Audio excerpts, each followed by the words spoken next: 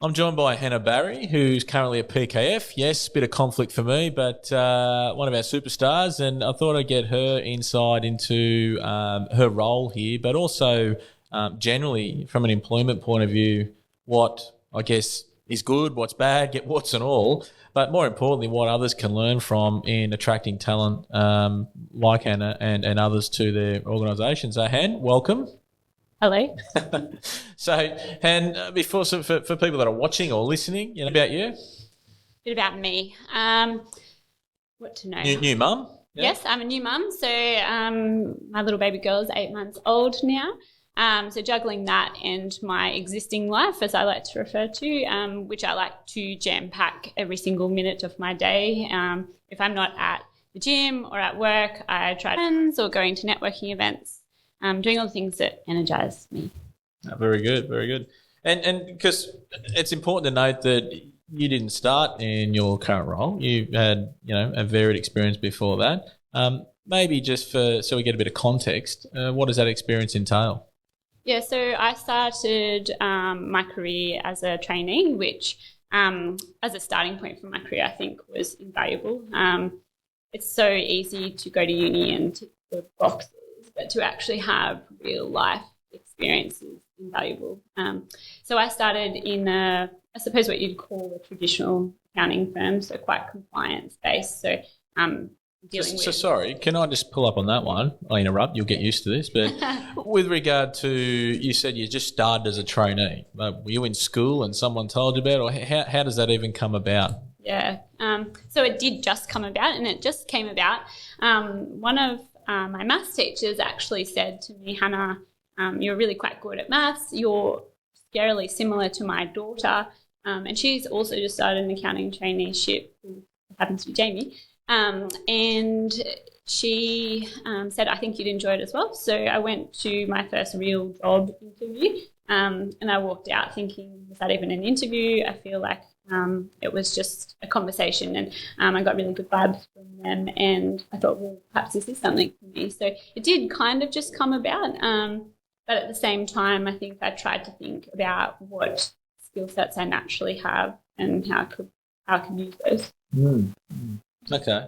And so you became a trainee at, as you said, probably a more compliance-focused firm. I mean, this isn't just aimed at accountants, so what do you mean by that?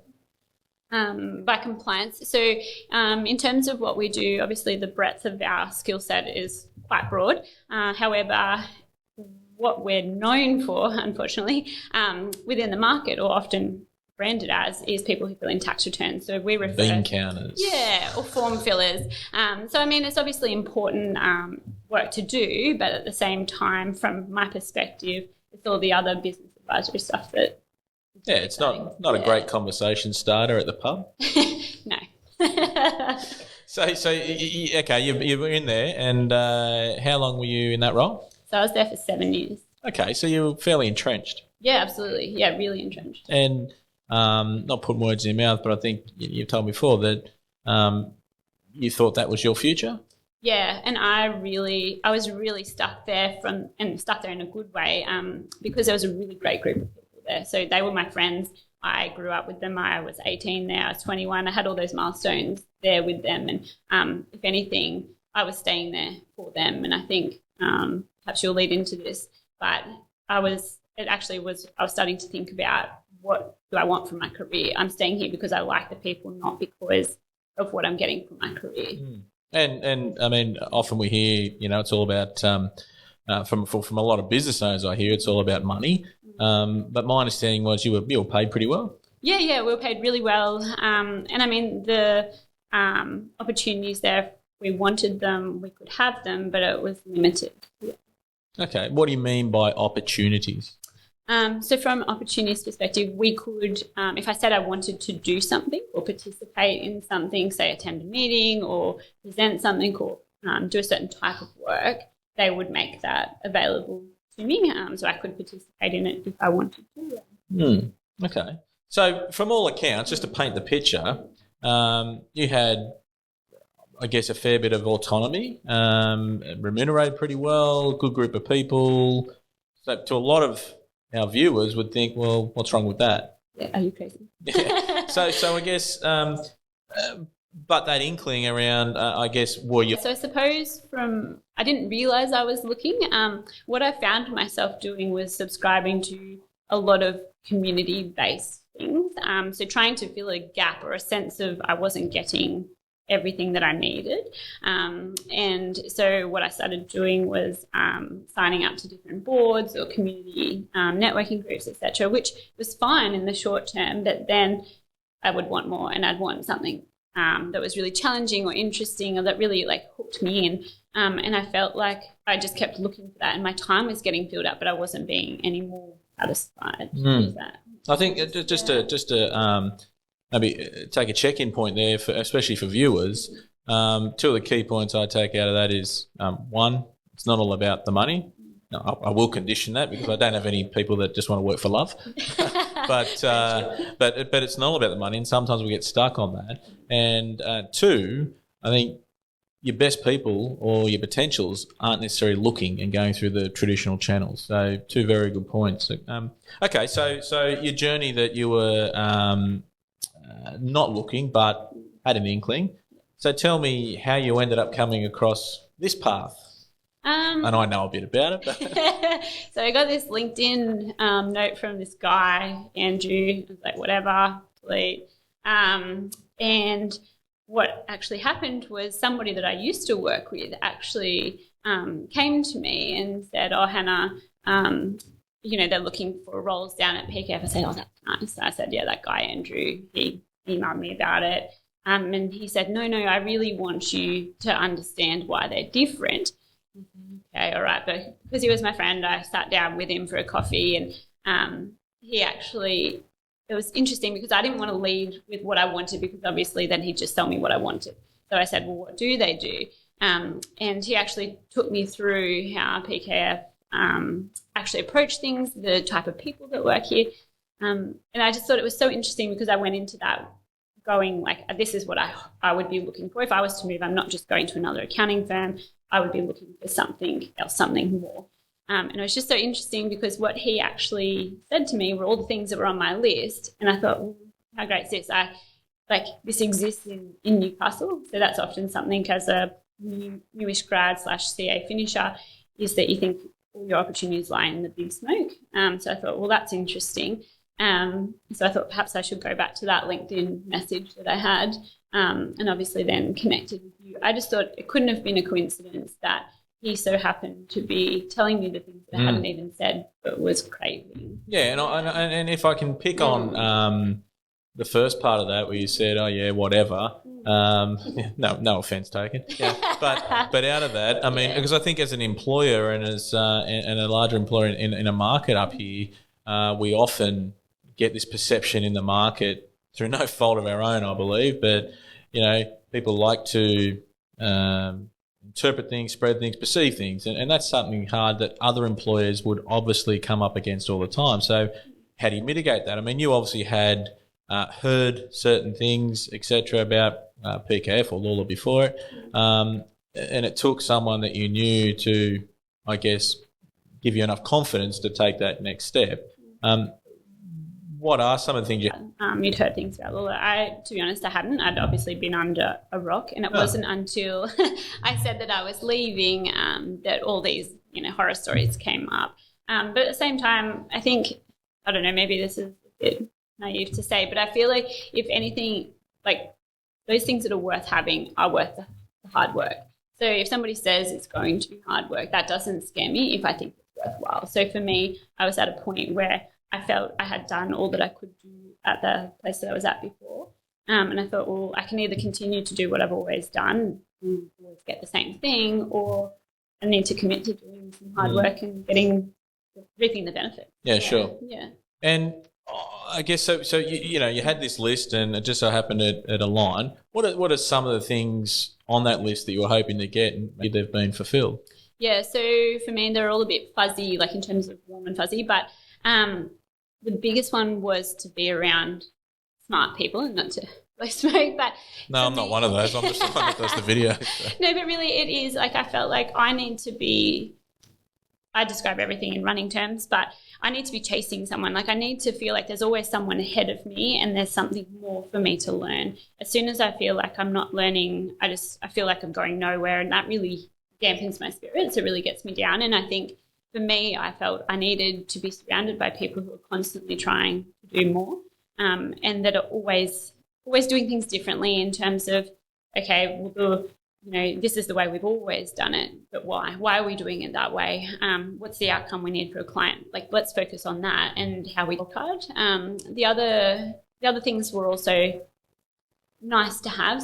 Like we have a nice building, we have flexible work, we have lots of employee benefits. Yeah, sure. But for me, the real draw card was who I got access to, and what I could learn. So that was the biggest part, and absolutely 110% delivered on that. Okay, so when you say, and I guess maybe I'll just summarise for viewers again, around challenge, having something that's always pushing you, and that's an important thing. I think most of the surveys these days show that learning and development and challenging work are two of the biggest things people are after, and I guess accessibility to those people that you want to be challenged by, and that'd include clients. Oh, absolutely, yeah, definitely includes.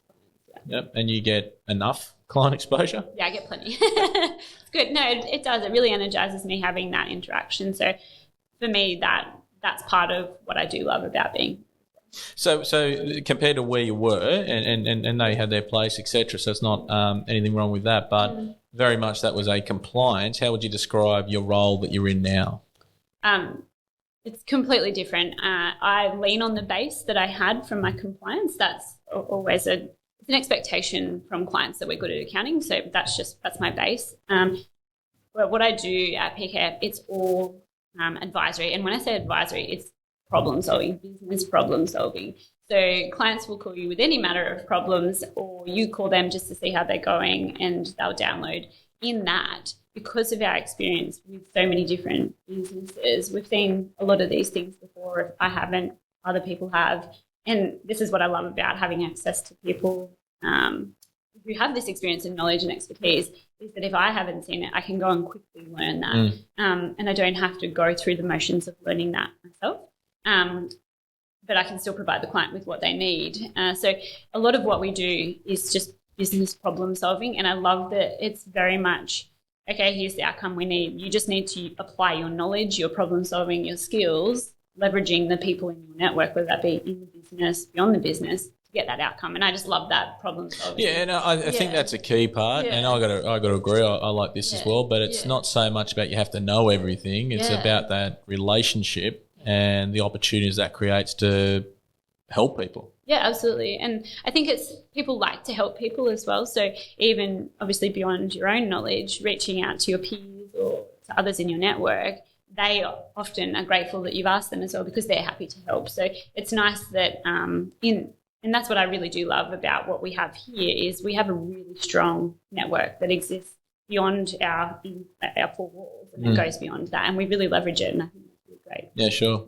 And what about I guess from you are a new mum, bit of a shock. I remember how easy I thought first one was, and come in spinner. But how's that been from a point of view of balance and the support and that sort of stuff? And I mean, I imagine that's a pretty important thing from someone looking at a place to work.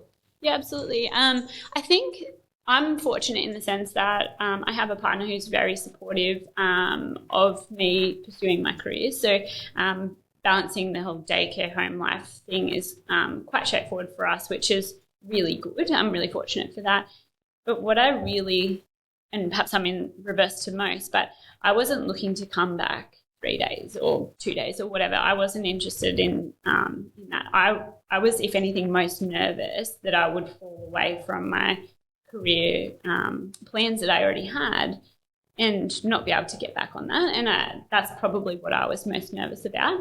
And I was really grateful, because when we caught up, it was about, well, what do you want? How do we make this work? And I feel like that's just been accommodated, and I feel as though growing, I've just continued to grow. I haven't missed a beat in terms of having that time away. It's as if I never left. So if anything, I was nervous that I wouldn't continue to get that opportunity, and that hasn't been the case at all. And it's been really nice because people have reminded me. One of the partners upstairs, he always says, "When are you leaving, Han?" Like it's really nice to have that accountability, but it's from an actual care perspective. And I want you to go home and enjoy your family. And even though it's only me just making myself stay to try and get something done, even though it'll still be there tomorrow. So it's really nice to have somebody put that reality check on it. So. That's great. Yeah. And probably wrapping up a couple of final questions, because I just think they're important for any employee that some of the things that we've said, and then the last on flexibility. But what kind of support network generally within PKF, but should other employers be looking at that you've not only experienced, but now you're actually participating in as well to help others? Yeah, so probably two main things. The first, and I'm a massive advocate for this, is mentoring. I think there is no quicker / better way to learn and to become better other than through mentoring. So to be able to, the way I kind of perceive it is that it's having the answer book and sitting here doing the test, looking, or having the answer book being read to you. And I think, like, how great is that you're not only getting the answers, but you're also getting, watch out for the hurdles over here. Here's what you might need to know. Here's a shortcut around there. And I just think, for me, like, that's one of the biggest draw cards about here. Obviously, I've got yourself to help with that, but then also encouraging mentoring as a concept, I think has been really valuable. And the second element is around leadership. So accounting in particular is so transactional, obviously. Monday. So in terms of preparing yourself to be a professional. So for our advice to be valuable, it has to be translatable into meaningful conversation. So it's all well and good for us to talk about tax legislation and whatever other boring things that put people to sleep. How to actually convert that conversation into something that a client can go away and do something with. So I consider our role having two parts, the technical piece and then the non-technical soft skills. For me at PKF, that's been participation in leadership programs. So I've been part of two of our leadership programs, which I found invaluable because it really focuses in on that soft skill component. And they were bringing in, it's fair to say, some pretty experienced and experts in their fields in these spaces. Yeah, absolutely. And so in that, we were able to really invest time, effort, and really put priority around those skill sets and then go away and apply them in real life. It's easy to watch an online video or do a course or whatever, but to actually have that application in the real world, which is endorsed by the team. They want you to go learn that, apply it here. Like, what better starting ground could you have to really start to fulfill that leadership perspective, whether that be leadership internally or leadership to your client base. So teaching them or explaining to them how to understand what it is. Yeah, it's a good point. Yeah. Good point. Yeah. Okay. I'm going to talk to some of your other colleagues after this too, so I don't want to take all the info off the table. But I mean, as a bit of a closing, and I know how much you've grown yourself in a pretty short space of time from when you joined our firm to where you are now. And what's the future hold, and why do you know, or I guess why do you believe that is achievable because of what's been put around you? Yeah, so for me, I want to be a part of the ownership structure here, so to be a partner. And what it took me a while to get there, as you know, to actually say those words. But when I actually broke it down, what really mattered to me is that I could be part of a team that I could influence and I could lead that team. And when I break that down, that looks like, or in writing, is a partner. And I think in terms of how am I getting there, or what am I working towards, it's being supported in fulfilling that role. So right now I have my training wheels on, if you like, and I'm giving it my best go and trying to really stretch myself to fulfill that role. But obviously I don't know what I'm doing. So in terms of that, I can then leverage the people that I came here for, and they can give events, which they have, and really help me to navigate that. And so I think there's been so many situations where I've just gone, I'm over my head. I need advice. I need to really know how to navigate this. And I've been able to access that knowledge or those resources without any question or pushback, and then be able to go and be endorsed to go back and do it myself. Yeah, I think a good way that I like to summarise this is that it's been able to take the leap, have the risk there, but with a safety net, and making sure that, we will make mistakes. And that's I think that's one thing that attracted me to this firm way back when. But mistakes are how we learn. It's then making sure that you've got that support and those people to pick you back up, so that the mistakes aren't that bad in the scheme of things, or the collateral damage isn't that bad. But I absolutely agree. And it's quite exciting to have people like yourselves in those roles too. But I think, again, for the viewers, mentoring, letting people take risks, and having that safety nets in place are some pretty key things that you need to be able to show as an employer to attract, not only good workers, but genuinely good people. And thanks for giving your insight. As I said, I'll speak to a few others as well, and hopefully they give us as good a content. Thanks, Andrew.